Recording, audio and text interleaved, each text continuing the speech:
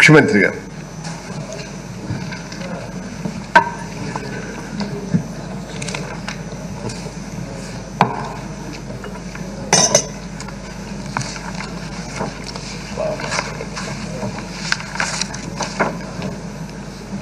అధ్యక్ష, ఈరోజు ఆసక్తికరమైన చర్చ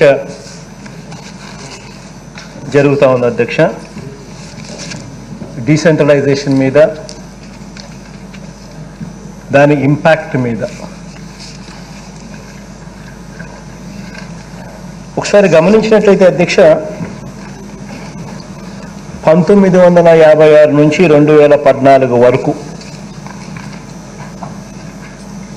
ఈ 58 సంవత్సరాలు కలిసి ఉన్న రాష్ట్రం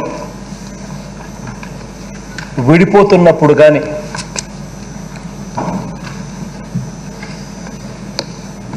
ఈ 1956 నుంచి 2014 దాకా ఈ 58 సంవత్సరాల పాటు రాజధానిగా ఉన్న హైదరాబాదును వదిలి వచ్చేయాల్సిన పరిస్థితి ఏర్పడుతున్నప్పుడు కానీ ఒక్కరోజు కూడా అధ్యక్ష ఎలాంటి ఉద్యమాలు కూడా చేయని చంద్రబాబు గారు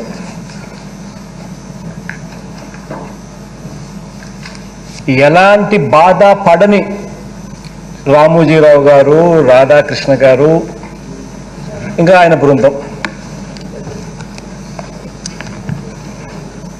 అధ్యక్ష, చంద్రబాబుకు ఎమ్మెల్సీ ఎన్నికల్లో ఓట్లు కొనుగోలు చేసేందుకు కోట్లు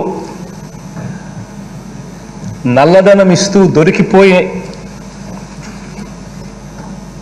ఆయనే ఈ ప్రాంతమంతా కూడా టెంపరరీ అనే పేరు పెట్టి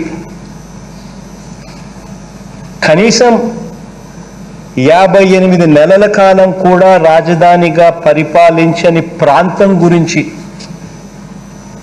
అంటే ఈ ప్రాంతం గురించి అధ్యక్ష, బాబు ఎలాంటి అభివృద్ధి చేయలేని ప్రాంతం గురించి, చేయలేని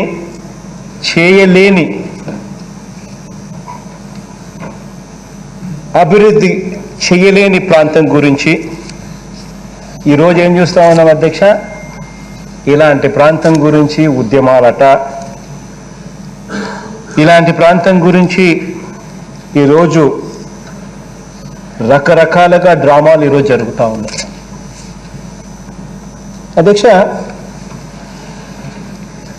రాష్ట్రానికి విడగొట్టడానికి వీల్లేదని ఒక్కరోజు కూడా ఉద్యమం కానీ యాత్ర కానీ చేయని ఈ పెత్తందారులందరూ అధ్యక్ష, చేయని ఈ మహానుభావులందరూ అధ్యక్ష, ఈరోజు వారు కట్టని రాజధాని గురించి, కట్టలేని గ్రాఫిక్స్ గురించి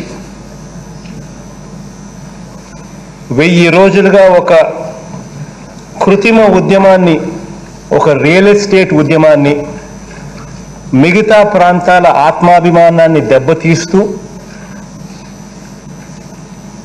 మరోవైపున ఇతర ప్రాంతాలను రెచ్చగొడుతూ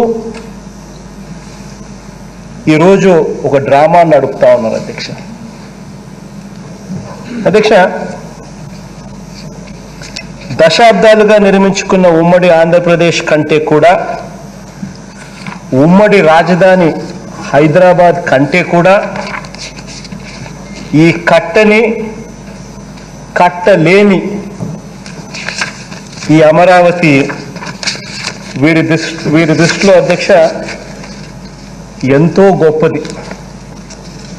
మరి ఒకసారి ఆలోచన చేయాలి అధ్యక్ష, ఎందుకు వీరి దృష్టిలో ఈ అమరావతి ఎంతో గొప్పది అన్నది ఎందుకు అన్నది ఒకసారి ఆలోచన చేయాలి అధ్యక్ష. అధ్యక్ష, ఎవరి అభివృద్ధి కోసం అధ్యక్ష వీరంతా కూడా ఉద్యమాలు చేస్తూ ఉన్నారు? ఇది కూడా ఆలోచన చేయాలి అధ్యక్ష. బీసీల అభివృద్ధి కోసమా, కాదే. పోనీ ఎస్సీల అభివృద్ధి కోసమా? అది కాదే. పోనీ ఎస్టీల అభివృద్ధి కోసమా?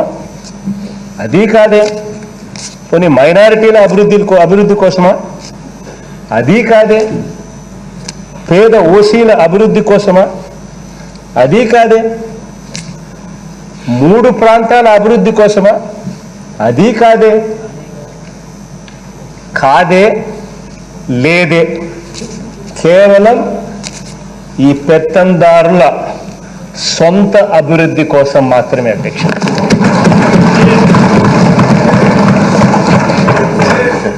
అధ్యక్ష, ఒక చిన్న ఉదాహరణ కూడా చెప్తాను అధ్యక్ష. చంద్రబాబు గారు దిగిపోయిన 2019లో అధ్యక్ష రాష్ట్ర బడ్జెట్ ఎంత అని ఒకసారి గమనించినట్లయితే అధ్యక్ష, 2019లో ఆయనే బడ్జెట్ ప్రవేశపెట్టాడు మా ఆపద్ధర్మ ముఖ్యమంత్రిగా ఉంటూ. ఆ బడ్జెట్ ఈ బడ్జెట్ మనం ప్రవేశపెట్టిన ఈరోజు బడ్జెట్ ప్రవేశపెట్టిన ఈ సంవత్సరం ప్రవేశపెట్టిన బడ్జెట్ కూడా చూస్తే పెద్ద తేడా ఏమి లేదు అధ్యక్ష. 2 దాదాపుగా ఇంచుమించు ఒకటేగా ఉంటుంది. ఆ రోజు I think if my memory is right 2,27,000 ఏదో పెట్టినట్టున్నారు. ఈరోజు 2,50,000 ఏదో మనం పెట్టినట్టున్నాం. ఇంచుమించుగా ఒకటే అధ్యక్ష. అది ఈరోజు 3 సంవత్సరాల తర్వాత. మరి అధ్యక్ష, మరి చంద్రబాబు హయాంలో జగనన్న అమ్మఒడి ఎందుకు లేదు? మరి ఇదే చంద్రబాబు హయాంలో వైఎస్ఆర్ ఆసరా ఎందుకు లేదు? మరి అదే చంద్రబాబు హయాంలో ఒక చేయూత పథకం ఎందుకు లేదు? మరి అదే చంద్రబాబు హయాంలో ఒక రైతు భరోసా పథకం ఎందుకు లేదు? అధ్యక్ష, ఏకంగా నవరత్నాల పథకాల ద్వారా అక్షరాల 1,65,000 కోట్ల రూపాయలు కేవలం బటన్ నొక్కి డీబీటీ ద్వారా డైరెక్ట్ బెనిఫిట్ ట్రాన్స్ఫర్, ఎక్కడ లంచాలు లేవు, ఎక్కడ వివక్ష లేదు. మరి 1,65,000 కోట్ల రూపాయలకు సంబంధించి ఈరోజు నేరుగా బటన్ నొక్కి నేరుగా అక్క చెల్లెమ్మల ఖాతాల్లోకి, కుటుంబ సభ్యుల ఖాతాల్లోకి నేరుగా చేయగలుగుతా ఉన్నాం. మరి ఆ రోజు ఎందుకు లేదు? కరోనా సమయంలో కూడా అధ్యక్ష, మరి చంద్రబాబు హయాంలో అధ్యక్ష 31 లక్షల ఇళ్ల పట్టాలు ఎందుకు లేదు? 21 లక్షల ఇళ్ల నిర్మాణం ఎందుకు లేదు? ఎందుకు జరగలేదు? మరి ఈ డబ్బులంతా కూడా అధ్యక్ష ఆయన హయాంలో ఎక్కడికి పోయాయి? అప్పుడు ఇంతే బడ్జెటే, ఇప్పుడు ఇంతే బడ్జెటే. మరి ఈరోజు ఎందుకు జరుగుతూ ఉన్నాయి ఈ పథకాలన్నీ? ఆ రోజు అంతే బడ్జెట్ ఉండి కూడా ఆ రోజు పథకాలు ఎందుకు లేవు, ఎందుకు జరగలేదు? డబ్బులన్నీ ఎవరి జోబీలోకి పోయాయి, ఎవరెవరి జోబీలోకి పోయాయి? అధ్యక్ష, ఒక్కసారి ఆలోచన చేయాలి అధ్యక్ష ఈ విషయాలన్నీ కూడా. నాకు బాగా గుర్తుంది అధ్యక్ష, నా దగ్గర అప్పన్నర్సయ్య అని ఉన్నాడు మా దగ్గర. అన్న నాతో అన్నాడు, నేను మేనిఫెస్టో గురించి ఎన్నికలప్పుడు తనతో ప్రచారంలో ఉన్నప్పుడు ఎన్ని అవుతాయా అన్నాడు. అప్పన్నర్సయ్య అన్న ఈరోజు ఎందుకు మనం చేయగలుగుతా ఉన్నాం? ఎందుకు ఆ రోజు చంద్రబాబు నాయుడు గారి హయాంలో ఎందుకు జరగల? విజయంగా అందరూ ఆలోచన చేయాలి అధ్యక్ష. దోచుకో, పంచుకో, తినుకో. ఆ రోజు డిపిటి పథకం ఎవరెవరు అధ్యక్ష దోచుకోవడం? చంద్రబాబు, ఈనాడు, ఆంధ్రజ్యోతి, TV5, దత్తపుత్రుడు. దోచుకోవడం, పంచుకోవడం. అందుకనే వాళ్ళు ఏమి దోచుకున్నా ఏమి పంచుకున్నా రాసేవాడు ఉండడు, చూపించేవాడు ఉండడు, అడిగేవాడు ఉండడు. ఏదో మనలాంటి వాళ్ళు ప్రశ్నిస్తే, అడిగితే మైకులు నొక్కేస్తారు, దుష్ప్రచారాలు ఎక్కువ చేసేస్తారు. అసలు ఆలోచన చేయాలి అధ్యక్ష, ఆ రోజుకి ఈ రోజుకి ఎందుకు తేడా? అధ్యక్ష, మొత్తంగా ఈ చంద్రబాబు గారు అధ్యక్ష, ఆయన బృందం, వీరి ఆలోచనలన్నీ కూడా అధ్యక్ష ఎలా ఉంటాయో కూడా ఒక్కసారి గమనించమని అడుగుతా ఉన్నా.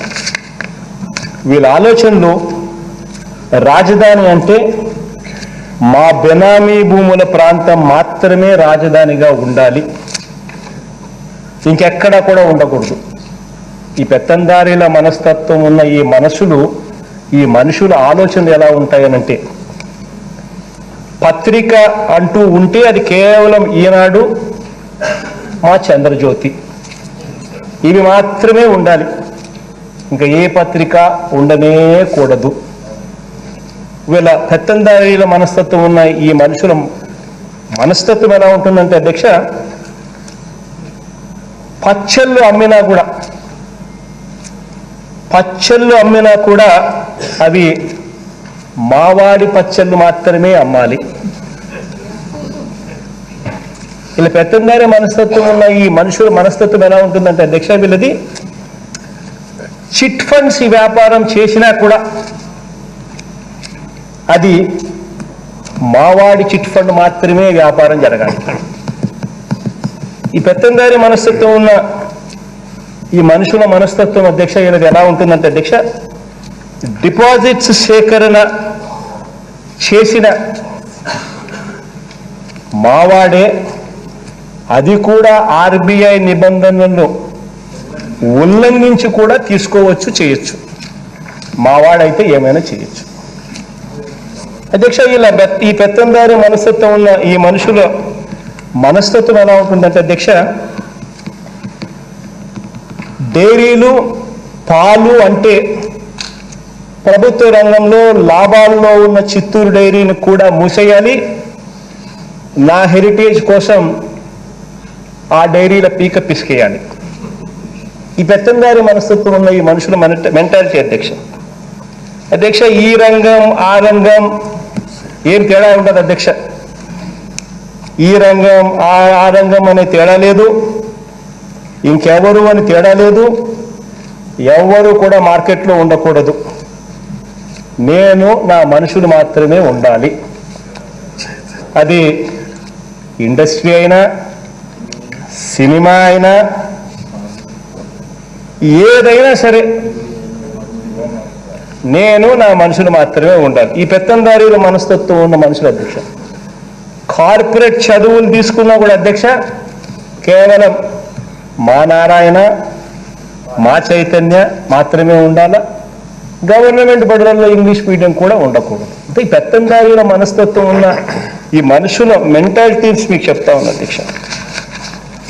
అన్ని వ్యవస్థల్లో కూడా నా మనుషుల చేతుల్లోనే ఉండాలి, అన్ని ప్రతిపక్ష పార్టీల్లో కూడా నా మనుషులే ఉండాలి.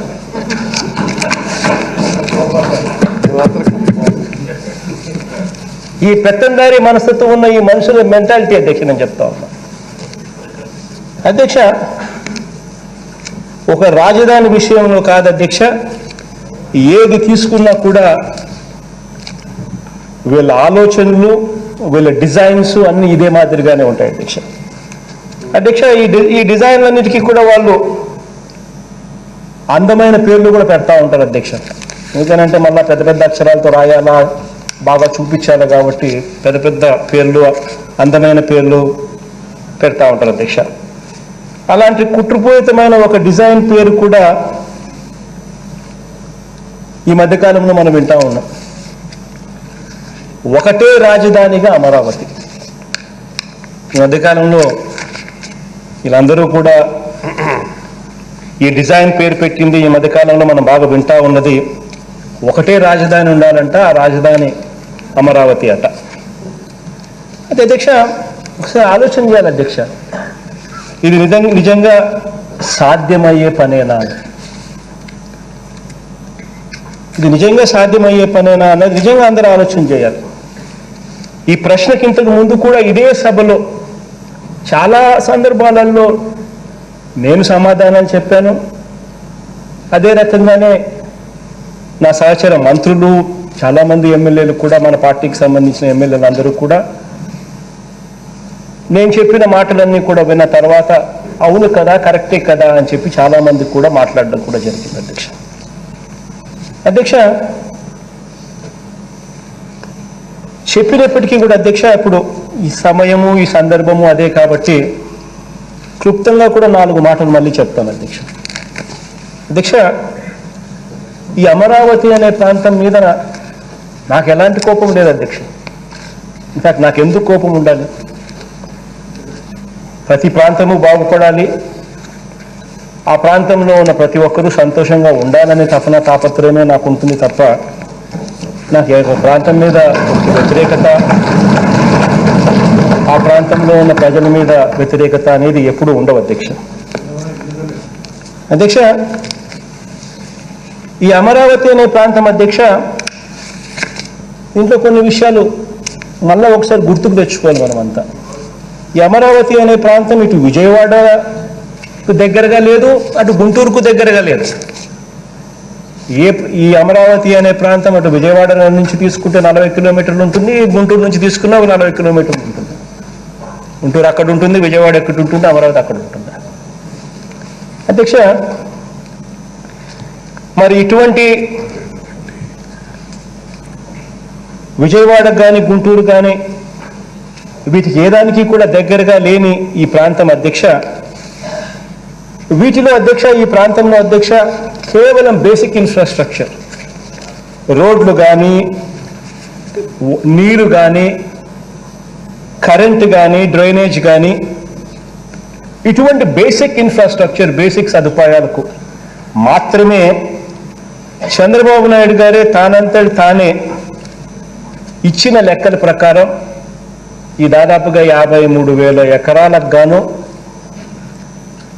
ఎకరాకు 2 కోట్ల రూపాయలు చొప్పున అక్షరాల 1,10,000 కోట్ల రూపాయలు అవుతుందని చెప్పి స్వయంగా ఆయనంతటా ఆయనే ఇచ్చిన లెక్కల అధ్యక్ష.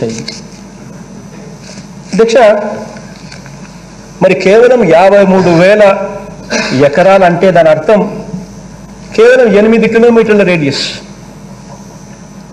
కేవలం 8 కిలోమీటర్స్ రేడియస్లో 53 ఎకరాల పరిధిలో 1,10,000 కోట్ల రూపాయలు కేవలం ఈ బేసిక్ ఇన్ఫ్రాస్ట్రక్చర్కే. మళ్ళీ ఇది రాజధాని కూడా కాదు, దీంట్లో నేను బిల్డింగుల గురించి మాట్లాడడం లేదు, నేను ఇంకో మిగిలిన పరిస్థితులు వసతుల గురించి నేను మాట్లాడడంలా, కేవలం రోడ్లు, డ్రైనేజీలు, కరెంటు, ఇటువంటి బేసిక్ ఇన్ఫ్రాస్ట్రక్చర్ గురించి మాత్రమే చెప్తా ఉన్నా అధ్యక్ష. ఇక్కడ ఈ కనీస సదుపాయాల కోసమే 1,10,000 కోట్ల రూపాయలు ఖర్చు అయ్యే పరిస్థితిలో ఉంది అని వాళ్ళంతటి వాళ్ళే ఇచ్చిన నివేదిక. మరి ఇటువంటి అమరావతిలో నిజంగా ఎంత ఖర్చు అవుతుంది అని చెప్పి పలు సందర్భాలలో ఈ మధ్యకాలంలో చంద్రబాబు నాయుడు గారు చాలా సందర్భాలలో కూడా మాట్లాడడం కూడా మనం చూసాం, మనం విన్నాం. కేవలం ఈ ఇన్ఫ్రాస్ట్రక్చర్కు కోసమే 1,00,000 కోట్లు అవుతుంది. ఇక మిగిలినవన్నీ కూడా ఇక్కడికి వచ్చేసరికి రాజధాని అంటే ఊరికే అయిపోదు, కనీసం అంటే 4-5 లక్షల కోట్లు ఖర్చు అవుతుంది అని చంద్రబాబు నాయుడు గారు పలు సందర్భాలలో కూడా చెప్పడం కూడా మనమంతా విన్నాం. మిగిలిన బిల్డింగ్స్, మిగిలిన వగైరా వగైరా అన్ని కూడా కలుపుకుంటే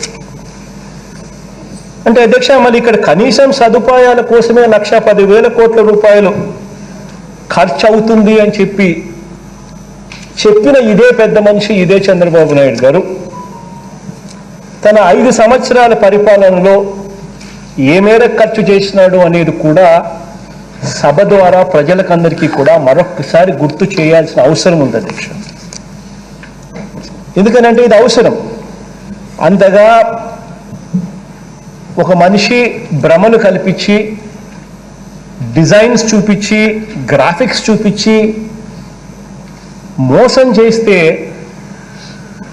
420 కేసు పెట్టాలి వాస్తవం చెప్పాలంటే. అధ్యక్ష, మరి అటువంటి ఇదే పెద్ద మనిషి ఆ 5 సంవత్సరాలలో తాను ఎంత ఖర్చు చేసినాడు అని చెప్పి ఒక్కసారి గమనించినట్టయితే అధ్యక్ష, 5 సంవత్సరాలలో కనీసం సంవత్సరానికి 1,000 కోట్ల రూపాయలు కూడా ఖర్చు పెట్టిన పరిస్థితి లేదు అధ్యక్ష.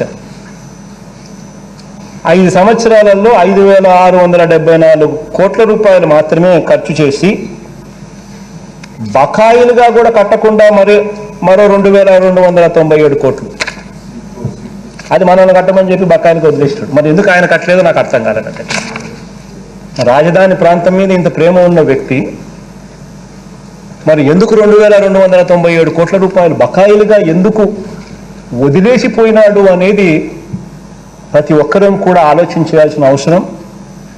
మరీ ముఖ్యంగా ఈ పెద్ద మనిషి ఎందుకు ఇంతగా రాజధాని గురించి తాపత్రయపడుతూ పాకులాడుతూ ఈయన సొంత భూములు ఉండి కూడా, ఈయన బినామీలందరికీ కూడా ఇక్కడ భూములు ఉండి, ఇక్కడ డెవలప్మెంట్ వస్తే ఆ బినామీల భూముల రేట్లు పెరుగుతుందని తెలిసి ఉన్నప్పటికీ కూడా అటువంటి పరిస్థితిలో కూడా ఒక ప్రభుత్వంగా మరి ఎందుకు 2297 కోట్ల రూపాయలు బకాయిలుగా ఎందుకు పెట్టారు ఆలోచన చేయాలి. ఎందుకు ఈ పెద్ద మనిషి ఇంత ప్రేమ ఉన్న పరిస్థితిలో కూడా తన సొంత భూములు ఉన్నాయి, ఇక్కడ రేట్లు పెరుగుతాయి, తన బినామీలకు భూములు ఉన్నాయి, ఇక్కడ రేట్లు పెరుగుతాయి అని తెలిసి కూడా ఆయన ఎందుకు కేవలం 5,500 కోట్ల రూపాయలు కూడా పెట్టలేకపోయాడు అని ఆలోచన చేయాలి. ఎందుకంటే అధ్యక్ష, ఏ ప్రభుత్వం అయినా కూడా ఇంతకన్నా ఎక్కువ సంవత్సరానికి పెట్టలేని పరిస్థితి. ఒక రాజధాని ప్రాంతంలో కానీ ఏదైనా ఇటువంటి అభివృద్ధి ఏదైనా చేయాలి అని అనుకుంటే ఏ ప్రభుత్వమైనా కూడా 5 ఏళ్ల కాలంలో, సరే ఆయన 5,500 కోట్లు పెట్టాడు, ఇంకొక ప్రభుత్వం ఏదైనా అంతకన్నా మెరుగైన ప్రభుత్వం 6,000 కోట్లు ఏదైనా పెడుతుందేమో 5 సంవత్సరాల కాలంలో. అంటే సంవత్సరానికి 1,000 కోట్ల రూపాయలు 2,000 కోట్ల రూపాయలు కూడా పెట్టలేని పరిస్థితిలో మన రాష్ట్రం ఉంది అన్న సంగతి అందరం కూడా తెలుసుకొని ఉండాల్సిన అవసరం ఉంది అధ్యక్ష. ఎందుకనంటే అధ్యక్ష, మన పరిస్థితి ఏమిటి అని అంటే 80% పైచిలకు మంది ప్రజలు ఈ రోజుకి కూడా తెల్ల రేషన్ కార్డు మీదనే బతుకుతా ఉన్న రాష్ట్రం మనది అన్నది ఎవరం కూడా మర్చిపోకూడదు అధ్యక్ష. It's a fact. మన అవసరాలు ఏమిటి, మన ప్రజలకు చేయాల్సింది ఏమిటి అన్నది ఎప్పుడూ కూడా రాజకీయ నాయకులు మర్చిపోకూడదు అధ్యక్ష. అధ్యక్ష, మరి ఇలాంటి పరిస్థితుల్లో అధ్యక్ష, మరి 1,00,000 కోట్లు పెట్టాలి అని అంటే, 1,10,000 కోట్లు పెట్టాలి అని అంటే, పెట్టింది కేవలం 5,000 కోట్లు అంటే, ఇక నువ్వు మిగిలిన 1,05,000 కోట్లు పెట్టాలి అని అంటే కనీసం 100 సంవత్సరాలు పడుతుంది అధ్యక్ష. మరి 100 సంవత్సరాల కాలంలో ఈ 1,00,000 కోట్లు అనుకున్న కేవలం ఈ రోడ్లకు, డ్రైనేజీలకు, కరెంటుకు పెట్టి ఈ 1,00,000 కోట్లు ఈ 100 సంవత్సరాల కాలంలో ఇన్ఫ్లేషన్ వల్ల కనీసం 20-30 లక్షల కోట్లు అవుతుంది అధ్యక్ష. మరి ఈ 100 సంవత్సరాలలో మరి సమయం గడిచే కొద్దీ, రేట్లు పెరిగే కొద్దీ, ఇన్ఫ్లేషన్ వచ్చే కొద్దీ ఈరోజు 1,00,000 అనుకున్నది ఈరోజు 1,00,000 కోట్లు, 100 సంవత్సరాల తర్వాత ఇదే 1,00,000 కోట్లు అయ్యేది 20 లక్షల కోట్లు, 30 లక్షల కోట్లు. మరి 20 లక్షల కోట్లు, 30 లక్షల కోట్ల రూపాయలు ఈ సమయం గడిచే కొద్దీ ఇది అయ్యే పరిస్థితి కనిపిస్తూ ఉంటే, మరి ఏ రకంగా దీన్ని మనం కంప్లీట్ చేయగలుగుతాం, ఏ రకంగా దీన్ని మనం పూర్తి చేయగలుగుతాం, అసలు మనం పెట్టే డబ్బుకు ఏదైనా వస్తుందా, మీనింగ్ ఉందా అనేది కూడా నిజంగా అందరం కూడా రాష్ట్రంలో ఉన్న ప్రతి ఒక్కరం కూడా ఆలోచించాలి. ఎందుకనంటే ఈ ప్రాంతం మీద నాకు అసలు ఎటువంటి వ్యతిరేకత లేదు. నా దగ్గర ఆ డబ్బులు ఉంటే వై నాట్. ఈ ప్రాంతంలో కూడా రాజధాని పెట్టడానికి నేను సిద్ధపడ్డా. ఇక్కడేం రాజధాని నేను తీసేయడం లేదు. విశాఖపట్నంలోనూ, కర్నూలులోనూ ఒక రాజధాని, అక్కడ ఒక రాజధాని, ఇక్కడ కూడా యాడ్ చేయాలనే అన్నానే తప్ప ఇక్కడ నేను తీసేయాలని నేను ఎప్పుడు అనలేదు. నా దగ్గర డబ్బులు ఉంటే వై నాట్. కానీ చేయగలుగుతామా అన్నది మనం అందరం కూడా ఒక్కసారి క్వశ్చన్ మార్క్ అందరం కూడా వేసుకోవాలి అధ్యక్ష. ఎందుకంటే it will be like dream chasing. నాకుంది ఆలోచన, మంచి చేయాలనే తపనుంది. It's like dream. ఈరోజు 1,00,000 కోట్లు అనుకునేది 10 సంవత్సరాల తర్వాత ఇదే 1,00,000 3,00,000 కోట్లు అవుతుంది. మళ్ళా ఈ పొద్దు నేను ఈ 10 సంవత్సరాలలో నేను 30-40 వేల కోట్లు ఖర్చు పెట్టా, మళ్ళీ ఈ 1,00,000 కాస్త 3,00,000 కోట్లు అయింది. అంటే మళ్ళీ నేను ఇట్స్ లైక్ డ్రీమ్ చేసింగ్. అంటే ఎప్పటికీ కూడా I will never be getting there. It will be works అన్నీ కూడా సగంలో కనిపిస్తూ ఉంటాయి, సగం ఫినిష్లో కనిపిస్తూ ఉంటాయి. ఆ సగంలో కనిపించే వర్కులన్నీ కూడా ఏంటివి? బిల్డింగులు కాదు, basic infrastructure, roads, current, drainage, నీళ్లు, ఇటువంటివి. అంటే it will be always a dream chasing అధ్యక్ష. అధ్యక్ష, అందరం కూడా ఇంతకుముందు నేను చెప్పా, అందరం కూడా ఈ విషయాలన్నీ కూడా ఎందుకు ఆలోచన చేయాలి అని అంటే, కారణం 80% పైగా ప్రజలు ఈ రోజుకి కూడా మన రాష్ట్రంలో తెల్ల రేషన్ కార్డు మీదనే బతుకుతా ఉన్న పరిస్థితులు వాస్తవము అన్న సంగతి ప్రతి ఒక్కరం కూడా మర్చిపోకూడదు. This is a fact. అధ్యక్ష, మన రాష్ట్రము అని అంటే, ఈ రాష్ట్రము 1,62,967 చదరపు కిలోమీటర్ల భూభాగం. This is our state. మన స్టేట్ అంటే ఇట్ ఈస్ నాట్ కేవలం 8 కిలోమీటర్ల రేడియస్. ఒక స్టేట్ అంటే 1,62,967 చదరపు కిలోమీటర్ల భూభాగం మన రాష్ట్రం. కేవలం 8 కిలోమీటర్ల రేడియస్ మాత్రమే కాదు. మన రాష్ట్రం అంటే 3.96 కోట్ల ఎకరాల భూభాగం. మన రాష్ట్రం అంటే 3.96 కోట్ల ఎకరాల భూభాగం. కేవలం 50,000 ఎకరాల లబ్ధి కోసం మాత్రమే ఉన్న భూమి కాదు. It's fact. చంద్రబాబు దృష్టిలో రైతులంటే కేవలం 35,000 ఎకరాలు భూములు ఇచ్చిన రైతులు మాత్రమే అని అనుకుంటే కుదరదు అధ్యక్ష. మన దృష్టిలో రైతులంటే వారితో పాటు ఈ 35,000 ఎకరాలకు సంబంధించిన రైతులతో పాటు రైతు భరోసాను అందుకుంటా ఉన్న మరో 50 లక్షల మంది రైతులు అన్నది మర్చిపోకూడదు అధ్యక్ష. చంద్రబాబు ఇవాళ అధ్యక్ష చాలా సందర్భాలలో మనం ఈ టాపిక్ ఎత్తినప్పుడల్లా చంద్రబాబు నాయుడు ఆయనకు డంకా బజాయించే ఆయన ఈనాడు, ఆంధ్రజ్యోతి, TV5 ఇలాంటి వాళ్ళందరూ కూడా ఈ దుష్ట చతుష్టయం సభ్యులంతా, ఈ పంచుకో తినుకో దోచుకో సభ్యులందరూ వీళ్ళంతా కూడా వాళ్ళ వాళ్ళ పేపర్లలోనూ వాళ్ళ టీవీలలోనూ వీళ్ళంతా కూడా కామన్గా అనే మాట అధ్యక్ష, ఇది సెల్ఫ్ ఫైనాన్స్ రాజధాని అంట. సెల్ఫ్ ఫైనాన్స్ రాజధాని అంట అధ్యక్ష. అధ్యక్ష, ఇక్కడ అందరం కూడా ఆలోచన చేయాలి, నిజంగానే ఇది సెల్ఫ్ ఫైనాన్స్ రాజధాని నేనా అని. ఇక్కడ అసలు ఎన్ని ఎకరాల భూములు ఉన్నాయి, ఇక్కడున్న భూములు అమ్మితే ఎంత వస్తుంది, ఈ విషయాలందరికీ కూడా తెలిసి ఉండాలి. ఎందుకనంటే అధ్యక్ష,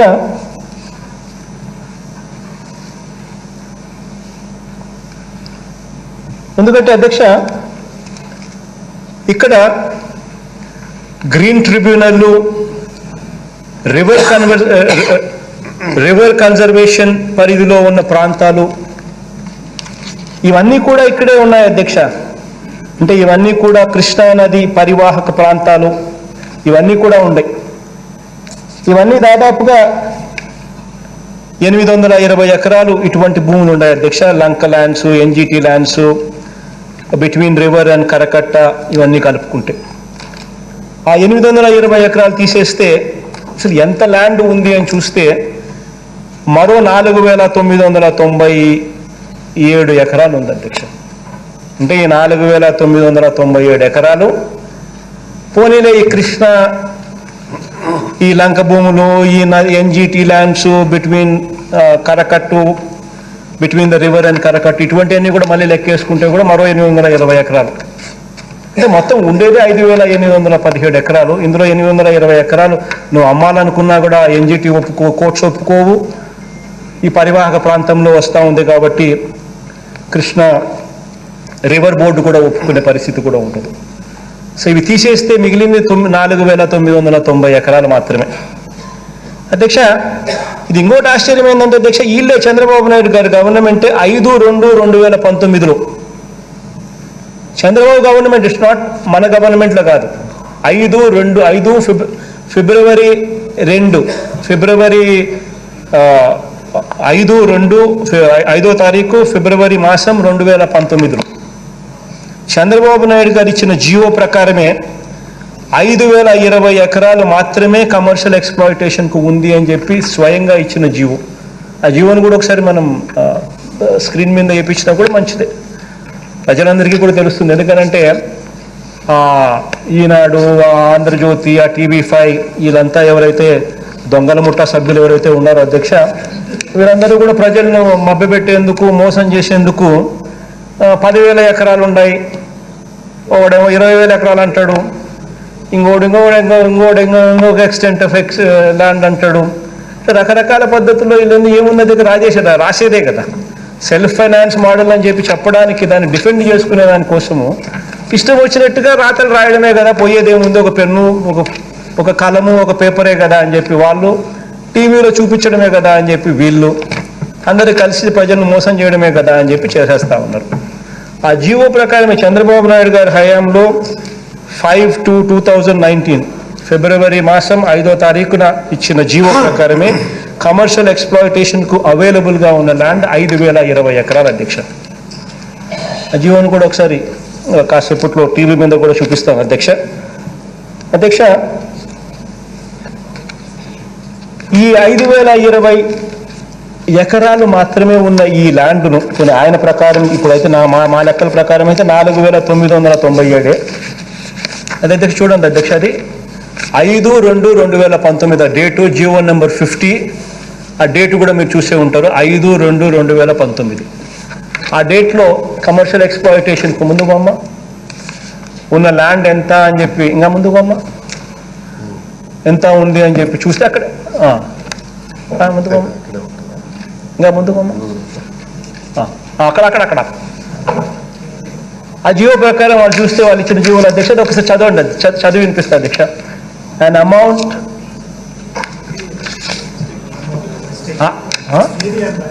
అదే వాళ్ళు రాసేది కూడా అట్లా రాస్తున్నారు తెలుగు లేకుండా. 5,020 ఎకరాల ల్యాండ్ మాత్రమే out of total land available with APCRDA is proposed. మొత్తం 8,274 ఎకరాలలో 5,020 ఎకరాలు మాత్రమే is propose to be reserved exclusively for commercial monetization for the purpose of funding the infrastructure development project. The remaining 3,254 acres are reserved for economic development. అంటే రోడ్లు వగైరా వగైరా వగైరా. పోను మిగిలింది 5,020 ఎకరాలు మాత్రమే ఫర్ కమర్షియల్ ఎక్స్‌ప్లాయిటేషన్ అని చెప్పి వాళ్ళంతా, కమర్షియల్ మానిటైజేషన్ అని చెప్పి వాళ్ళంతకు వాళ్ళే రాసుకున్న జీవో. మరి నేను అడుగుతా ఉన్నాను అధ్యక్ష, మన 5,020 ఎకరాలు మాత్రమే ఉంటే ఆ 5,020 ఎకరాలు ఈ రోజున ఎకరాకి 20 కోట్లు అమ్మితే తప్పనిచ్చి నీకు you will not be in a position to fund this project. అంటే 5,020 ఎకరాలు ఎకరాకి 20 కోట్ల రూపాయలు చొప్పున ఈ రోజు మన చేతిలోకి డబ్బు వస్తేనే ఈ 1,00,000 కోట్ల రూపాయలతో ఈ రోజు రేట్లతో ఈ ప్రాజెక్టులో ఈ భూమిలో నువ్వు రోడ్లు కానీ, డ్రైనేజ్ కానీ, కరెంట్ కానీ, నీళ్లు కానీ ఇచ్చే పరిస్థితి ఉంటుంది. ఇది బేసిక్ ఇన్ఫ్రాస్ట్రక్చర్కి మాత్రమే సరిపోతుంది అప్పటికి కూడా. నేను అడుగుతా ఉన్నా, మరి ప్రతిదానికి కూడా భూములు తక్కువ ఉన్నా ఎక్కువ ఉన్నా ఎక్కువ రేట్లు రాసేస్తారు, వీళ్ళకి నచ్చినట్టుగా ఎక్కువ ఉంటే తక్కువ రేటు రాసేస్తారు కదా. మరి ఎకరాకి 20 కోట్ల రూపాయలు ఇవాళ నిజంగా ఇవాళ ఇక్కడ ఈ ధర ఉందా? అందరం ఆలోచన చేయాలి. ఇంత ధరకు బాబు కొంటాడా? పోనీ రామోజీరావు కొంటాడా? పోనీ రాధాకృష్ణ కొంటాడా? పోనీ TV5 నాయుడు కొంటాడా? మరి ఇంత ధర లేనప్పుడు, ఇంత ధర లేనప్పుడు ఈ మధ్యకాలంలోనే ఈనాడు అధ్యక్ష రాసింది, ఎకరం 10 కోట్లకి ఎవరైనా కొంటారా అని చెప్పి. వీళ్ళంతకిళ్ళే ఎకరం 10 కోట్లకైనా ఎవరైనా కొంటారా అని వీరే రివర్స్లో మనల్ని అడుగుతున్నారు. వీళ్ళే రివర్స్ మనల్ని అడుగుతా ఉన్నారు. నేను అడుగుతా ఉన్నాను మళ్ళీ ఇదే ఈనాడు ఇదే వాళ్ళు మరి మీకే మీ దాంట్లో ఎకరా 10 కోట్లకైనా ఎవరైనా కొంటారా అని చెప్పి మీరంతకు మీరే మమ్మల్ని రివర్స్గా అడుగుతా ఉన్నారు. ఎవరు కొంటారు అని చెప్పి కూడా మీరంతకు మీరే అడుగుతా ఉన్నారు. మరి మీరే కొనలేరు అని చెప్తా ఉన్నారు, ఈ రేటు రాదు అని మీరే చెప్తా ఉన్నారు. మరి ఈ ప్రాజెక్ట్ ఎలా చేయగలుగుతారు అనేది నేను సూటిగా మిమ్మల్ని ప్రశ్నిస్తూ అడుగుతా ఉన్నా. మరి ఏ రకంగా ఇది self finance model self finance project ఎలా అవుతుంది అని చెప్పి నేను సూటిగా మిమ్మల్ని అడుగుతా ఉన్నా. ఎకరాకి 20 కోట్ల రూపాయలు వస్తే అది 1,00,000 కోట్లు అవుతుంది. ఎకరాకు 10 కోట్లు కూడా రాదు అని చెప్పి మీరే చెప్తా ఉన్నారు. మళ్ళీ అదే పేపర్లో అదే ఐటెంలో ఇప్పుడు ఇంతకు ముందు చూపించిన క్లిప్పింగ్లో చూస్తే గజం 17,000 కూడా ఎవరు రాలేదు, కేవలం 4 బిడ్లు మాత్రమే వచ్చాయి అని మళ్ళీ రాస్తారు. కొన్ని గజంలో 17,000 వేసుకుంటే కూడా 2,500 గజాలు ఎకరాకు వస్తుందని అనుకున్నా కూడా ఎకరా 4 కోట్లు, దానికి కూడా ఎవరు రావడం లేదు నువ్వే రాస్తున్నావు. మరి ఏ రకంగా ఈ ప్రాజెక్టు మనం చేయగలుగుతాము? ఇంత డబ్బులు ఎక్కడి నుంచి తీసుకొని రాగలుగుతాము? ఇంత డబ్బులు మనం తీసుకొని రాలేకపోతే ఈ ప్రాజెక్టు అడుగులు ముందుకు పడకపోతే ఈ ప్రాంతంలో ఉన్న ప్రజలేం కావాలి, ఈ ప్రాంతంలో ఉన్న రైతులేం కావాలి, మిగిలిన రైతులు అఫ్కోర్స్ ఈ బినామీలు వీళ్ళ రైతులు అయితే ఎలాగో పోతారు అనుకున్నది వేరే విషయం. ఒక డ్రీమ్ని చూపించి ఆయన దాన్ని ఎక్స్ప్లాయిట్ చేసే కార్యక్రమం చేసినాడు. మిగిలిన వాళ్ళ పరిస్థితి కూడా ఏం కావాలి? అధ్యక్ష, మరో వంక అధ్యక్ష 1,10,000 కోట్లతో అధ్యక్ష ఒకవైపున పెట్టలేని పరిస్థితి ఇక్కడ కనిపిస్తూ ఉంది అధ్యక్ష. మరి కేవలం ఇందులో ఒక 10% 1,10,000 కోట్ల రూపాయలకు కాను అందులో 10% కేవలం 10,000 కోట్ల రూపాయలు విశాఖపట్నంలో పెడితే చాలు, విశాఖపట్నాన్ని ఎక్కడికో తీసుకొని పోగలుగుతాం మనం.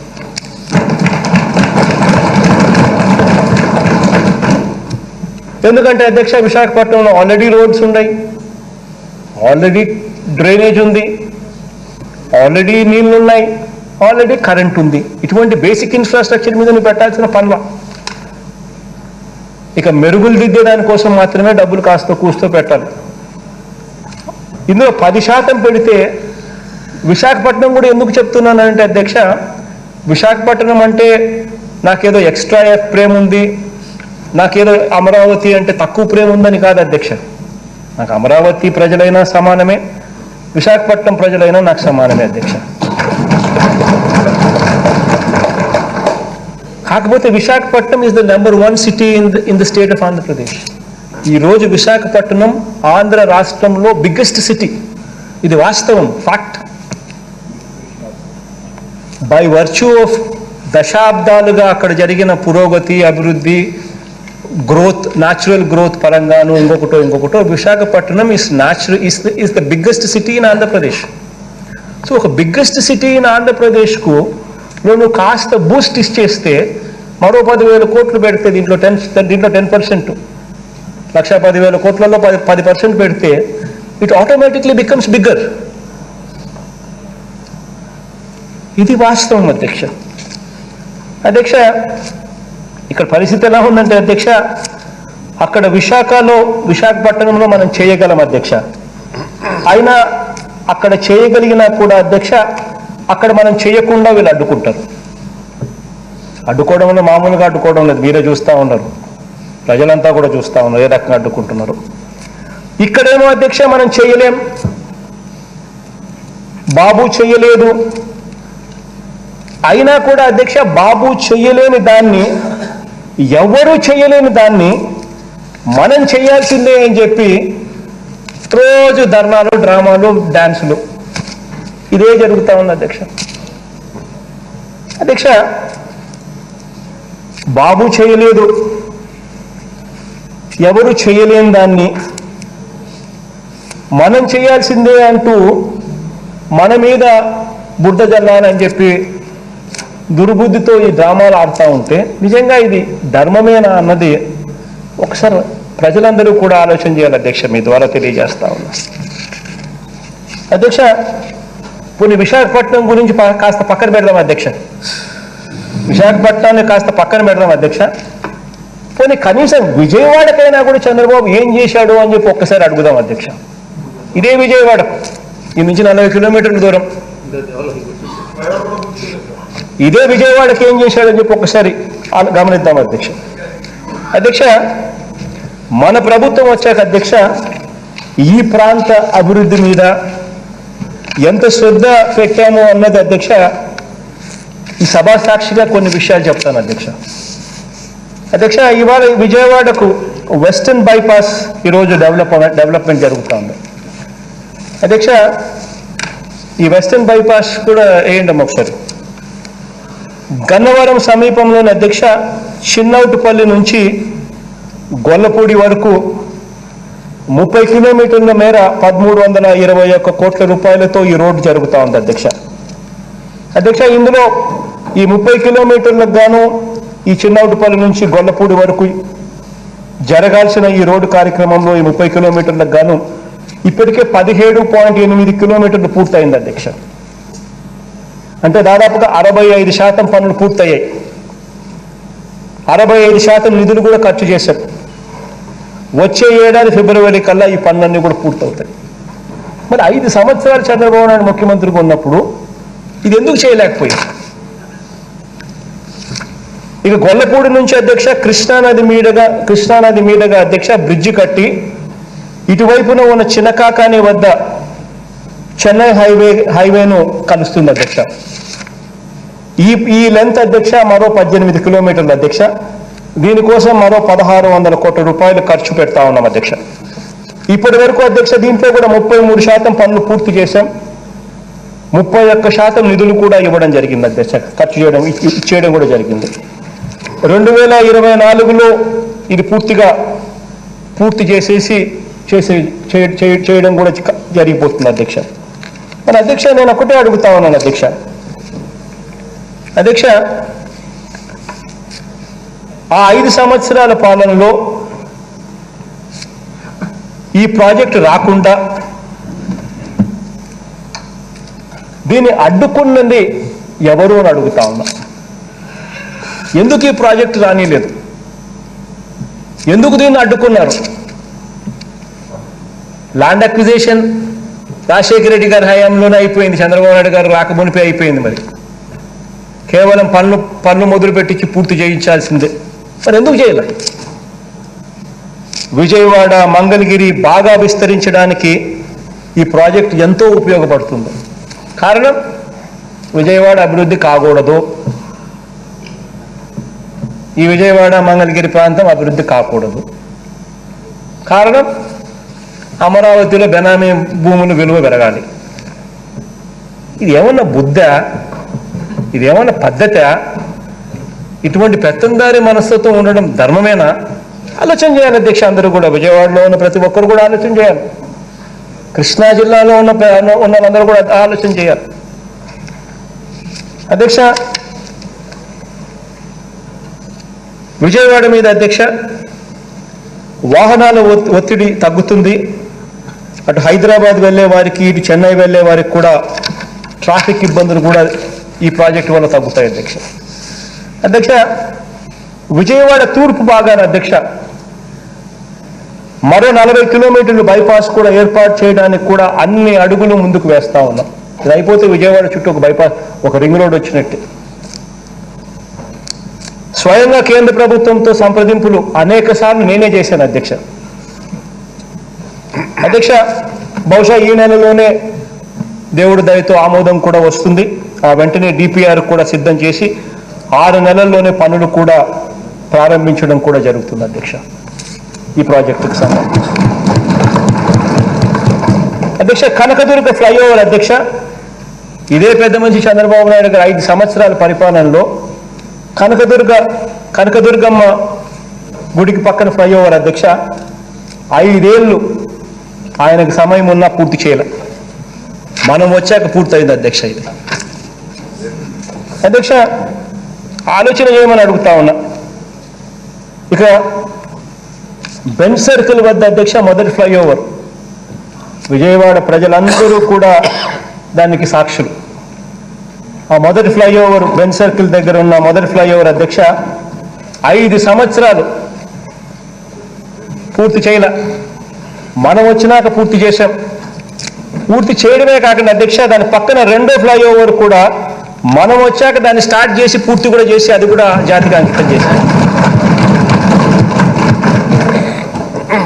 ఇవన్నీ కూడా అధ్యక్ష ఎక్కడ విజయవాడ బాగుపడుతుందో, ఎక్కడ విజయవాడకు మంచి జరుగుతుందో, ఎక్కడ విజయవాడకు మంచి జరిగితే అమరావతిలో తన బెనామీ భూములకు ఎక్కడ రేటు రాకుండా పోతుందో అని చెప్పి దుర్మార్గంగా అడ్డుకున్న పరిస్థితులు అధ్యక్ష. ఇదే విజయవాడ బాగుండాలి, బాగుపడాలని అధ్యక్ష 100 కోట్ల రూపాయలు స్పెషల్ గ్రాంట్ కూడా ఇచ్చి కూడా విజయవాడ మున్సిపల్ కార్పొరేషన్లో పన్ను కూడా చేయిస్తా ఉన్నాం మనం అధ్యక్ష.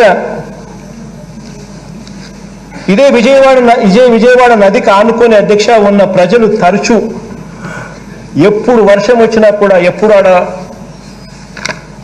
ప్రకాశం బ్యారేజ్ దగ్గర 3 లక్షల క్యూసెక్లు 4 లక్షల క్యూసెక్లు ఎప్పుడు వచ్చినా కూడా మొత్తం ఆ కృష్ణలంక ప్రాంతం అంతా కూడా మునిగిపోయేది. అదే చెప్పి కృష్ణలంక ప్రాంతం అంతా కూడా మునిగిపోయేది. 5 సంవత్సరాలు ముఖ్యమంత్రిగా ఉన్నాడు. కనీసం ఆ కృష్ణలంక ప్రాంతం ప్రతి సంవత్సరం ఆయన కన్న ముందునే మునిగిపోతా ఉన్న పరిస్థితులు కనిపిస్తూ ఉన్నాయి. ముందు నుంచి కూడా మునిగిపోతా ఉంది. పట్టించుకోవాలా అన్న ఆలోచన ఏ పొద్దు రాలా అధ్యక్ష.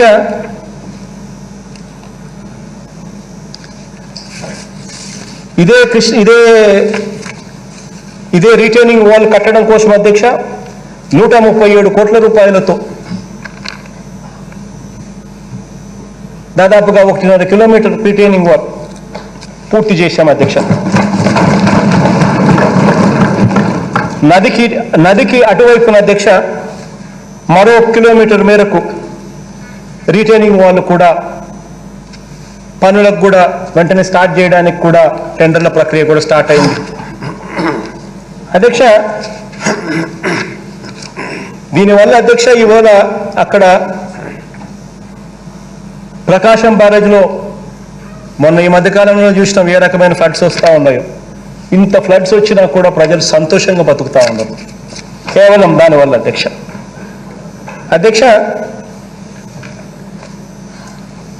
నాకు ఆశ్చర్యం కలిగిస్తుంది అధ్యక్ష. 5 ఏళ్ళ అధ్యక్ష ఇదే పెద్ద మనిషి చంద్రబాబు నాయుడు గారు ముఖ్యమంత్రిగా ఉంటూ కరకట్టుకి ఇటువైపున ఆయన నివాసం ఉండకూడని ప్రదేశంలో ఆయన నివాసం ఉండడం అనేది వేరే విషయం.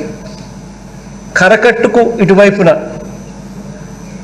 నదీ ప్రవాహాన్ని అడ్డుకుంటూ ఆయన ఇల్లు అక్కడే ఆయన ఉంటున్నాడు. కట్టుకొనో లేకపోతే బెనామీల పేరుతో కొనుక్కొనో మొత్తానికి ఏమో ఉంటున్నాడు. అదే కరకట్టు రోడ్డు వైడనింగ్ ఆశ్చర్యం. ఈ పక్క నుంచి ఒక వెహికల్ వస్తే ఆ పక్క నుంచి ఇంకో వెహికల్ రాలేదు ఆ బ్రిడ్జ్ దగ్గర. కరకట్టు రోడ్డు దానికి ఈ పెద్ద మనిషి కనీసం దాని ఎక్స్పాన్షన్ కరకట్టు రోడ్డు వైడనింగ్ కూడా పన్ను మొదలు పెట్టినోడు 150 కోట్ల రూపాయలతో మనం దానికి శాంక్షన్ ఇచ్చి పన్ను స్టార్ట్ అయింది అధ్యక్ష. ఇదే విజయవాడలోనే అంబేద్కర్ పార్క్ బెంజ్ రోడ్ దగ్గర బందర్ రోడ్డు మీద 260 కోట్ల రూపాయలతో విజయవాడకు సంబంధించిన ప్రజలు ఆహ్లాదకరంగా సాయంత్రం అయ్యేసరికి చక్కగా వాకింగ్ చేసుకొని పచ్చటి వాతావరణంలో చక్కటి గాలిని పీల్చుకునే వాతావరణం 260 కోట్ల రూపాయలతో వేగంగా పనులు జరుగుతూ ఉన్నాయి. ఈ ఏప్రిల్ నాటికి పూర్తవుతుంది అంబేద్కర్ గారి పార్క్ అధ్యక్ష. అంతెందుకు అధ్యక్ష, కనకదుర్గమ్మ గుడి ఏ రోజన్నా కానీ ఆ కనకదుర్గమ్మ చలవ వల్ల మనమంతా ఇలా బాగున్నాం. ఆ గుడిని అభివృద్ధి చేయాలి. అప్పుడప్పుడు అక్కడి నుంచి రాళ్ళు రప్పలు కూడా పడతా ఉంటాయి కొండపై నుంచి అని చెప్పి ఏ రోజు ఆలోచన చేసిన పాపాన పోల. ఆ కనకదుర్గమ్మ గుడికి కూడా 70 కోట్ల రూపాయలు మన ప్రభుత్వం ఇచ్చిందని చెప్పి కూడా గర్వంగా చెప్తాను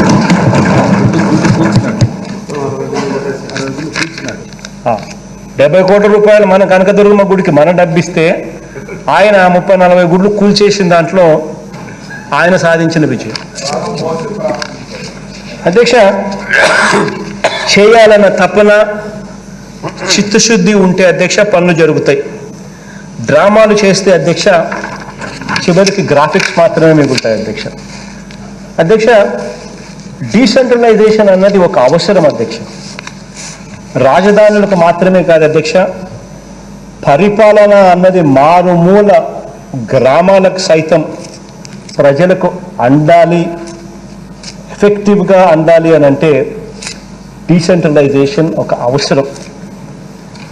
వికేంద్రీకరణ, పరిపాలన సంస్కరణ విషయంలో అధ్యక్ష మనందరి ప్రభుత్వం ఎలా ముందడుగులు వేసిందో 4 మాటల్లో చెప్తాను అధ్యక్ష. 3 ఏళ్ల క్రితం అధ్యక్ష మన రాష్ట్రంలో గ్రామ సచివాలయాలు అసలు ఉంటాయా, ఎలా ఉంటాయి, దీనివల్ల ఎలా మేలు జరుగుతూ ఉందన్నది ఈరోజు కనిపిస్తూ ఉంది కాబట్టి కనపడతా ఉంది. ఒక్కసారి ఆలోచన చేయమని అడుగుతా ఉన్నా.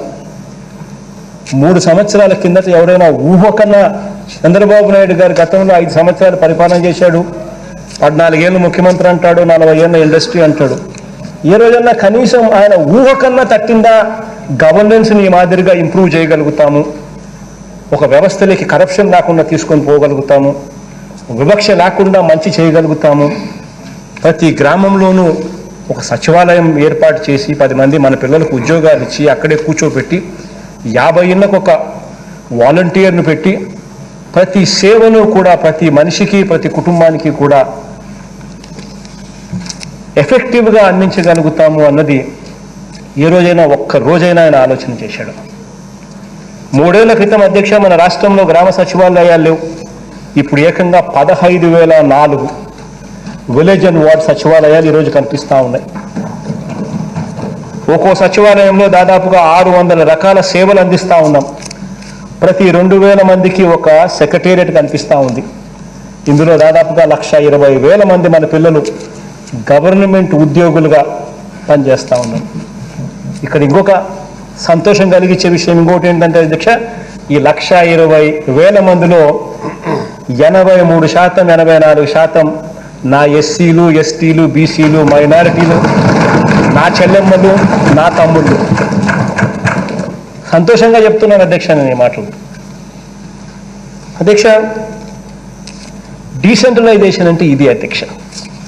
3 ఏళ్ల క్రితం అధ్యక్ష గ్రామ వాలంటీర్ల వ్యవస్థ ఒకటి తేగలుగుతాము, ఎఫెక్టివ్గా తేగలుగుతాము, కరప్షన్ లేకుండా చేయగలుగుతాము, డిస్క్రిమినేషన్కు తావు లేకుండా సేవలు అందించగలుగుతాము అని ఈ చంద్రబాబు నాయుడు బుర్రకు 14 సంవత్సరాల ముఖ్యమంత్రి, 40 సంవత్సరాల ఇండస్ట్రీ అని చెప్పుకునే ఈ పెద్ద మనిషి బుర్రకు ఏ రోజైనా తట్టిందా అని అడుగుతా ఉన్నాం.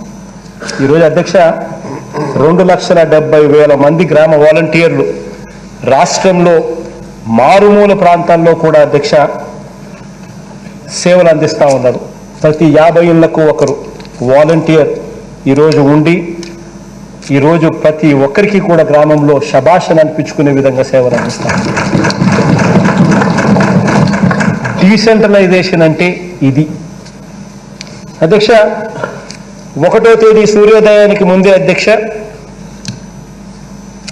ఇంకా సూర్యుడు ఉదయిస్తుండగానే అధ్యక్ష చిక్కటి చిరునవ్వుతో తలుపు తట్టి గుడ్ మార్నింగ్ చెప్పి సామాజిక పెన్షన్ డోర్ డెలివరీ. నిజంగా ఈ పెద్ద మనిషి చంద్రబాబు నాయుడు ముఖ్యమంత్రిగా ఉన్నాడు, ఏ పొద్దున్న తట్టింది అధ్యక్ష. ఇది డీసెంట్రలైజేషన్ అంటే అధ్యక్ష. రేషన్ బియ్యం అధ్యక్ష ఇంటికి తీసుకువచ్చి ఇచ్చి వెళ్ళే డోర్ డెలివరీ వ్యవస్థ ఈరోజు జరుగుతోంది రాష్ట్రంలో. 14 సంవత్సరాలు ముఖ్యమంత్రి అంటాడు, 40 సంవత్సరాలు ఇండస్ట్రీ అంటాడు. ఏ రోజైనా ఒక్క రోజున తట్టిందే అధ్యక్ష ఇలా చేయగలుగుతామని.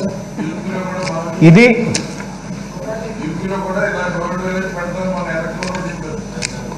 మన రాష్ట్రంలో డోర్ డెలివరీ ఎలా జరుగుతుందని చెప్పి ఇక్కడికి వచ్చి చూసుకొని పోతా ఉన్నారు మిగతా రాష్ట్రం. ఇది డీసెంట్రలైజేషన్ అంటే అధ్యక్ష. అధ్యక్ష, అలాగే అధ్యక్ష, మన గ్రామ వార్డు సచివాలయాల్లో ఈరోజు బర్త్ సర్టిఫికేట్ కానీ, కాస్ట్ సర్టిఫికేట్ కానీ, పెన్షన్ కార్డు కానీ, రేషన్ కార్డు కానీ, రైస్ కార్డు కానీ, ఆరోగ్యశ్రీ కార్డు కానీ, ఇలా ఏది కావాలన్నా కూడా అధ్యక్ష ఇన్ని రోజుల్లోనే ఇవ్వాలని గడువు పెట్టి అవి ఇచ్చే మెకానిజంను ఈరోజు అమలు చేస్తూ ఉన్నాం మన గ్రామంలోనే. నిజంగా ఇలా చేయగలుగుతాము అన్న ఆలోచన 14 సంవత్సరాల ముఖ్యమంత్రిగా పనిచేసిన వ్యక్తి, 40 సంవత్సరాల ఇండస్ట్రీ అని చెప్పుకునే వ్యక్తికి కనీసం ఒక్క రోజైనా తప్పిందా అని అడుగుతా ఉన్నా. ఇది అధ్యక్ష డీసెంట్రలైజేషన్ అంటే. అధ్యక్ష, మన గ్రామంలో ఉన్న రైతు భరోసా కేంద్రాలు చూడండి అధ్యక్ష. ఇంతకుముందు ఇలాంటి కాన్సెప్ట్ కనీసం 14 సంవత్సరాల ముఖ్యమంత్రి అని చెప్పుకునే వ్యక్తికి, 40 సంవత్సరాల ఇండస్ట్రీ అని చెప్పుకునే వ్యక్తికి గ్రామాలలో ఈరోజు రైతు భరోసా కేంద్రాలు మనకి కనిపిస్తూ ఉన్నాయి. పెట్టగలిగితే ఇలా సేవలు అందించగలుగుతామన్న ఆలోచన అయినా తట్టిందని అడుగుతా ఉన్నా. ఈరోజు ఏకంగా అధ్యక్ష రాష్ట్రంలో 10,778 రైతు భరోసా కేంద్రాలు విత్తనం నుంచి పంట అమ్మకం వరకు రైతన్నను ప్రతి అడుగులోనూ చెయ్యి పట్టుకొని తోడుగా నిలుస్తూ అడుగులు వేయిస్తా ఉన్న వ్యవస్థ ఈరోజు మన గ్రామంలోనే ఈరోజు కనిపిస్తూ ఉంది అధ్యక్ష. ఇది డీసెంట్రలైజేషన్ అంటే. అధ్యక్ష, ఇక్కడ ఒక ఉదాహరణ కూడా చెప్పాలి అధ్యక్ష. ఎందుకనంటే ఈ వ్యవసాయ శాఖ కార్యాలయం ఉందనుకోండి అధ్యక్ష, రాష్ట్ర రాజధానిలో ఉంటుంది కాబట్టి రైతు భరోసా కేంద్రాలు ఏర్పాటు చేస్తే రాజధానిలో ఉన్న ఆఫీస్ చుట్టూ ఉన్న స్థలాలకు రేట్లు పడిపోతాయని ఎవరైనా ఉద్యమం చేస్తే ఎలా ఉంటుంది అధ్యక్ష? ఈరోజు వీళ్ళు చేసేది అదే అధ్యక్ష. ఇక్కడే ఉండాలా, ఈ రాజధాని భూముల రేట్లు పెరగాల, అన్నీ ఇక్కడే రావాలా, అన్నీ ఇక్కడే ఉండాలి, ఈ మాదిరిగానే ఉంటుంది అధ్యక్ష. అధ్యక్ష, డీసెంట్రలైజేషన్లో భాగంగానే అధ్యక్ష ఈరోజు ప్రతి గ్రామంలోనూ డిజిటల్ లైబ్రరీలు, విలేజ్ క్లినిక్లు, ఫ్యామిలీ డాక్టర్ కాన్సెప్ట్స్ ఇవన్నీ కూడా అధ్యక్ష మన గ్రామంలోనే అమలుకు వేగంగా ఈరోజు అడుగులు పడతా ఉన్నాయి. డీసెంట్రలైజేషన్ అంటే ఇది అధ్యక్ష. ఎక్కడికో పోవాల్సిన పనుల మన గ్రామంలోనే. మొన్న నేను వెళ్ళి అధ్యక్ష నేను డిజిటల్ లైబ్రరీ మా పులివెందుల నియోజకవర్గంలో వేల్పుల్ అనే గ్రామంలో మొన్న ఓపెన్ చేసిన అధ్యక్ష సచివాలయం అని చుట్టూ ఉన్న వ్యవస్థను. దాంట్లో డిజిటల్ లైబ్రరీకి పోయే అధ్యక్ష అన్ఇంటరప్టెడ్ బ్యాండ్ విడ్త్తో internet, POP connection, point of presence connection అక్కడే ఫైబర్ గ్రిడ్కు 30 మంది పిల్లలు అధ్యక్ష వర్క్ ఫ్రమ్ హోమ్ ఆ వేల్పుల గ్రామంలో పనిచేస్తూ ఉన్నారు. ఇలాంటి వ్యవస్థ ఒకటి గ్రామ స్థాయిలో తీసుకొని వచ్చే కార్యక్రమం 14 సంవత్సరాల ముఖ్యమంత్రి, 40 సంవత్సరాల ఇండస్ట్రీ అని చెప్పుకునే వ్యక్తి కనీసం తట్టిందని అడుగుతా ఉన్నారు అధ్యక్ష. ఇది అధ్యక్ష డీసెంట్రలైజేషన్ అంటే. అధ్యక్ష, డీసెంట్రలైజేషన్లో భాగంగానే అధ్యక్ష గత 75 ఏళ్లలో కేవలం 2 జిల్లాలు మాత్రమే ఏర్పాటు చేస్తే అధ్యక్ష డీసెంట్రలైజేషన్కు నిజంగా అర్థం చెప్తూ మనందరి ప్రభుత్వం ఇప్పుడు ఏకంగా 13 జిల్లాలుంటే మరో 13 జిల్లాలు 26 జిల్లాలు చేసి ఈరోజు డీసెంట్రలైజేషన్కి అర్థం చెప్పారు. 51 రెవెన్యూ డివిజన్స్ ఉంటే 75 రెవెన్యూ డివిజన్స్ చేసి ఈరోజు డీసెంట్రలైజేషన్కి అర్థం చెప్పాం. 91 పోలీస్ డివిజన్స్ ఉంటే ఈరోజు 103 పోలీస్ డివిజన్స్కు పెంచి ఈరోజు డీసెంట్రలైజేషన్కు అర్థం చెప్పాం అధ్యక్ష. అధ్యక్ష, చివరికి అధ్యక్ష రెవెన్యూ డివిజన్ అంటే గుర్తుకొచ్చింది అధ్యక్ష. రెవెన్యూ డివిజన్ అంటే చివరికి కుప్పంలో రెవెన్యూ డివిజన్ పెట్టండి అని చెప్పి చంద్రబాబు నాయుడు గారు నాకు లేఖ రాశారు అధ్యక్ష. మరి ఆయన ముఖ్యమంత్రిగా ఉన్న 5 సంవత్సరాలు ఏమి గాడిదలు కాస్తా ఉన్నాడో నాకైతే తెలియదు కానీ అధ్యక్ష. కానీ ఆ పెద్ద మనిషి చెయ్యకపోగా కుప్పంలో ప్రజలు ఒత్తిడి చేస్తే ఆ ఒత్తిడి మేరకు ఈరోజు నన్ను అడక్క తప్పని పరిస్థితిలో ఈరోజు ఆయన ఉన్నాడు అని అంటే 14 సంవత్సరాలు ముఖ్యమంత్రిగా పనిచేసిన వ్యక్తి, 40 సంవత్సరాలు ఇండస్ట్రీ అని చెప్పుకునే వ్యక్తి, నిజంగా ఆయన తాను చెప్పే మాటలకు అర్థం ఉందా అనేది ఒకసారి ఆలోచన చేయాలి అధ్యక్ష. అధ్యక్ష, ఇది అధ్యక్ష డీసెంట్రలైజేషన్ అంటే అధ్యక్ష పరిపాలన వికేంద్రీకరణ అధ్యక్ష ఎంతటి ఫలితాలను ఇస్తా ఉందో మనం అందరం కూడా మొన్నటి గోదావరి వరదల్లోనే చూసాం అధ్యక్ష. నిజంగా అధ్యక్ష మొన్నటి గోదావరి వరదలు ఈ మధ్యకాలంలో ఎవరు కూడా చూడని వరదలు, ఆ స్థాయిలో వరదలు వచ్చాయి అధ్యక్ష. గత 34 సంవత్సరాల కాలంలో ఇటువంటి వరద ఆంధ్ర రాష్ట్రం చూడాల.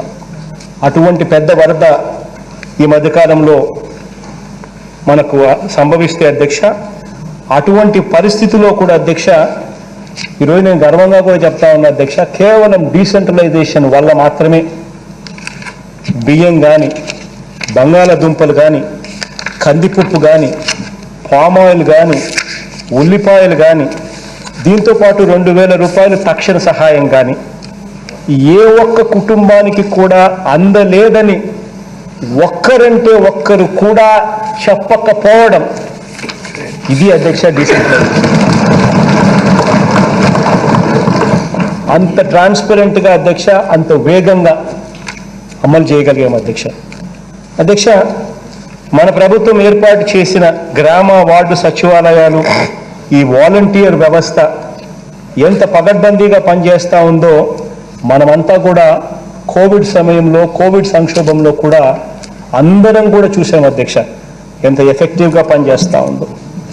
గడిచిన 100 ఏళ్లలో అధ్యక్ష గోదావరి చరిత్రలో, గోదావరి వరదల చరిత్రలో అతిపెద్ద ఇన్ఫ్లో వచ్చినప్పటికీ కూడా అధ్యక్ష ప్రతి 2 కిలోమీటర్లకు ఒక వాలంటీర్ కట్టల వద్దనే కాపలా కాసి ప్రతి క్షణం కూడా అధికార యంత్రాంగాన్ని అప్రమత్తం చేయడం మన కళ్ళతో మనం చూసాం అధ్యక్ష. గతంలో ఇలాంటి పరిస్థితులు ఎక్కడైనా వస్తే అధ్యక్ష మనకున్న వ్యవస్థ ఏమిటి అధ్యక్ష? నదికి ఇటువైపున ఒక జిల్లా, అటువైపున ఒక జిల్లా. ఈ 2 జిల్లాల్లో ఒక కలెక్టరు, ఒక జేసీ, ఒక ఎస్పీ. ఆ జిల్లాకు ఒక కలెక్టరు, ఒక జేసీ, ఒక ఎస్పీ.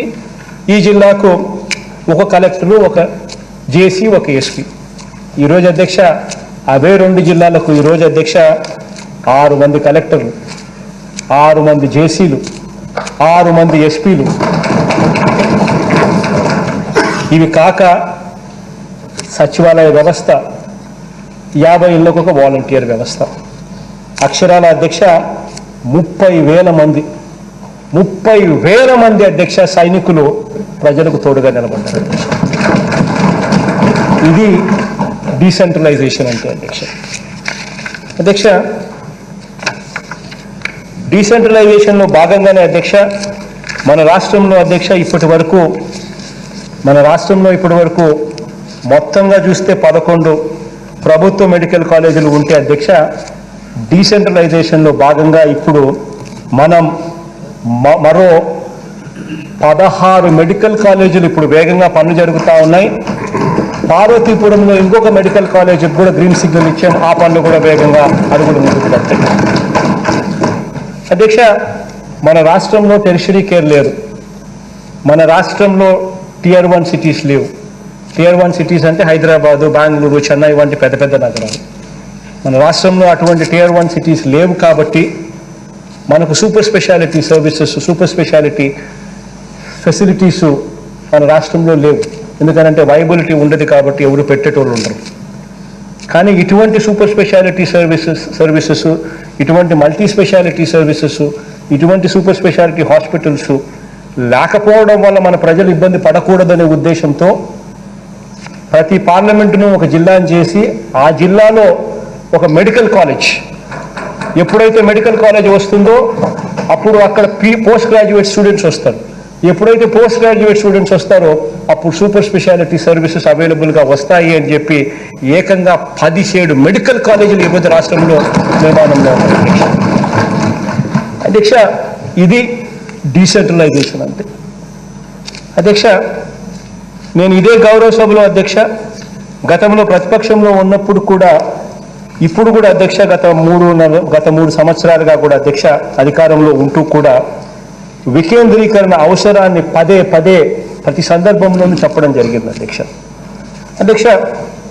అందులో భాగంగానే అధ్యక్ష శ్రీబాగ్ ఒప్పందం నుంచి Srikrishna committee, Sivaramakrishna committee, Boston group, experts group నివేదిక వరకు కూడా అందరిది కూడా అధ్యక్ష ఇదే అభిప్రాయం అధ్యక్ష. అభివృద్ధి అయితేనే రాష్ట్రం బాగుపడుతుందని, అభివృద్ధి అన్నది అన్ని ప్రాంతాలకు చేరాలి అని చెప్పి అధ్యక్ష. ఇక్కడ ఒక సామెత కూడా గుర్తుకొస్తుంది అధ్యక్ష. తివిరి ఇసుము నుండి తైలంబు తీయవచ్చు, మురగతృష్ణలో నీరు త్రావవచ్చు, కుందేటి కొమ్మునైనా సాధింపవచ్చు, మూర్ఖుని మనసు రంజింప శక్యమేనా అని అధ్యక్ష. ఇది అన్నది భర్తృహరి అధ్యక్ష, ఆయన సుభాషితం అధ్యక్ష. అంటే దీని అర్థం ఏంటంటే అధ్యక్ష, ఇసుక నుంచి నూనెైనా కూడా తీయచ్చేమో కానీ, ఎండమావిలో కూడా నీరు తాగవచ్చేమో కానీ, కుందేటి కొమ్మును తీసుకురావచ్చేమో కానీ, చంద్రబాబు లాంటి వాడిని ఈ దుష్ట చతుష్టయాన్ని, ఈ మూర్ఖత్వం నుంచి ఒప్పించడం మాత్రం ఎవరి చేత కాదు అని అధ్యక్ష. డీసెంట్రలైజేషన్ వల్ల ఇన్ని మంచి కనపడతా ఉంటే, ఇంత మంచి జరుగుతూ ఉంటే, దీన్ని కూడా డ్రామటైజ్ చేసి, వక్రీకరించి, అబద్ధాలు జోడించి, ప్రాంతాల మధ్య భావోద్వేగాలు పెంచి, ఎందుకు ఇక్కడి నుంచి అక్కడికి పోతున్నారో తెలియడం లేదు అధ్యక్ష. ఇక్కడ నుంచి ఉత్తరాంధ్రకు పోయి అక్కడ ఉత్తరాంధ్ర గుడుల్లో ఆ దేవుణ్ణి ఏమని మొక్కుతారు అధ్యక్ష? ఆ ప్రాంతంలో అభివృద్ధి వద్దు, అభివృద్ధి అంతా కూడా ఈ ప్రాంతానికే రావాలి అని ఆ ప్రాంతపు దేవుణ్ణి మొక్కడానికి దారి పొడుగునా వీళ్ళు పోతారట. అక్కడ ఉత్తరాంధ్ర ప్రజలు వీళ్ళని చూసి గమ్ముగా ఉండాలట. ఇది సాధ్యమయ్యే పని అధ్యక్ష. వాళ్ళకు కూడా భావోద్వేగాలు ఉండవా? మరి వాళ్ళకు భావోద్వేగాలు ఉన్నప్పుడు ఆ భావోద్వేగాలను రెచ్చగొట్టడానికి ఏకంగా ఈయన మనిషి వీళ్ళందరి చేతానికి పంపించడం ధర్మమేనా? అంటే ఇల్లు కొట్టుకోవాలి, ప్రాంతాలు కొట్టుకోవాలి, ప్రాంతాల మధ్య విద్వేషాలు పెరగాలి.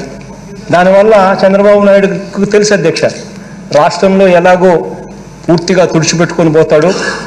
గతంలో 23 సీట్లు వచ్చాయి, ఇప్పుడు ఆ 23 సీట్లు కూడా రావు. 175కు కుప్పంతో సహా అన్నీ ఎగిరిపోతాయి అని చెప్పి కూడా ఆయనకు బాగా అర్థమైంది అధ్యక్ష. అందుకనే పెట్రోల్ డీజిల్ పోసి ప్రాంతాల మధ్య చిచ్చు పెట్టడానికి తయారయ్యాడు అధ్యక్ష. లేకపోతే ఏమన్నా పని అధ్యక్ష? ఇక్కడ నుంచి పాదయాత్ర అంతా కొంతమంది ఆడోళ్ళను, కొంతమంది వీళ్ళ మనుషులను రెచ్చగొట్టి ఈయనంతకీయనే దాన్ని స్పాన్సర్ చేసి, ఆ స్పాన్సరింగ్లో కూడా నారా హమారా, అమరావతి హమారా అని చెప్పి వాళ్ళు అనడం, వాళ్ళు పోయేదానికి ఏంటి అధ్యక్ష? ప్రాంతాల మధ్య విద్వేషాలను పెంచడం, రెచ్చగొట్టడం. ఎవరైనా బుద్ధినోడు చేస్తాడు అధ్యక్ష ఈ పని. ఒక 14 ఏళ్ళు ముఖ్యమంత్రిగా పనిచేసిన వ్యక్తి, 40 సంవత్సరాలు ఇండస్ట్రీ అనే వ్యక్తి, ఎవడైనా కానీ ఇటువంటి దిక్కుమాలిన పని ఎవడైనా చేస్తాడా? రాజకీయాల కోసం ఏకంగా పెట్రోల్ పోసి, డీజిల్ పోసి, అగ్గిపెట్టి ప్రజలు కొట్టుకోండి, ప్రాంతాలు కొట్టుకోండి అని చెప్పి చిచ్చు పెట్టేంత నీచమైన స్థాయిలోకి నిజంగా ఏ రాజకీయ నాయకుడైనా పోగలుగుతాడా? కేవలం ఒక చంద్రబాబు, ఒక ఈనాడు, ఒక ఆంధ్రజ్యోతి, ఒక TV5 ఈ రాష్ట్రాన్ని భ్రష్టు పట్టిస్తా ఉన్నాయి అధ్యక్ష. వీళ్ళు ఎప్పుడు పోతే అప్పుడు నిజంగా ప్రజలందరూ సంతోషపడతారు ఆ స్థాయిలోకి నిజంగా ఇటువంటి స్వార్థపరులు తయారయ్యారు అధ్యక్ష.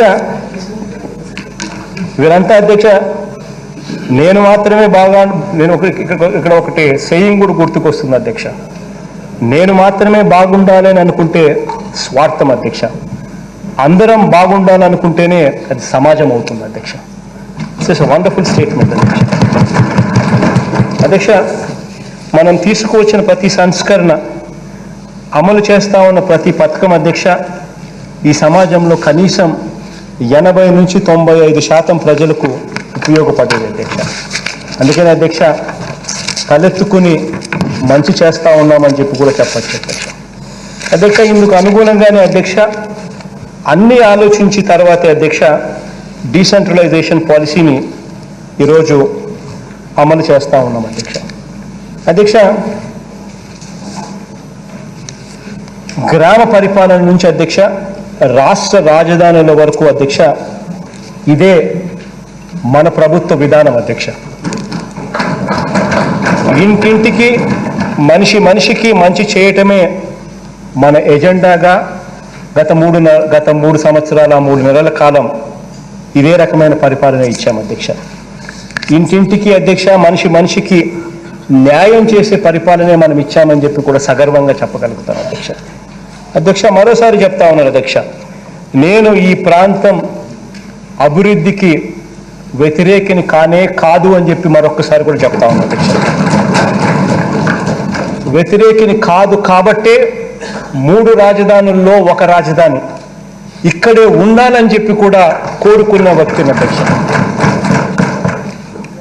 అధ్యక్ష ఈ ప్రాంతంలో అధ్యక్ష తాడికొండ మంగళగిరి ఎమ్మెల్యేలతో పాటు 2 ఉమ్మడి జిల్లాల్లో అధ్యక్ష 33కు గాను కృష్ణా అండ్ గుంటూరు ఉమ్మడి జిల్లాలకు అధ్యక్ష 33కు గాను మన పార్టీ 29 ఎమ్మెల్యే సీట్లను గెలుచుకుంది అధ్యక్ష.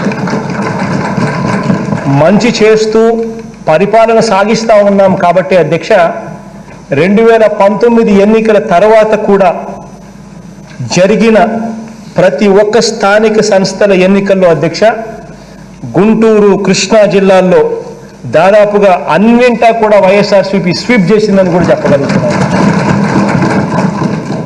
ఇది ఒక్క కృష్ణా గుంటూరు జిల్లాలో మాత్రమే కాదు అధ్యక్ష, దేవుడు దయతో ప్రజలందరి చల్లని దీవెనలతో మంచి పరిపాలనకు ప్రజలు పట్టం కట్టి రాష్ట్ర వ్యాప్తంగా కూడా ఇదే రకమైన రిజల్ట్స్ కూడా వచ్చాయి అని చెప్పి కూడా సగర్వంగా చెప్పగలుగుతాను అధ్యక్ష.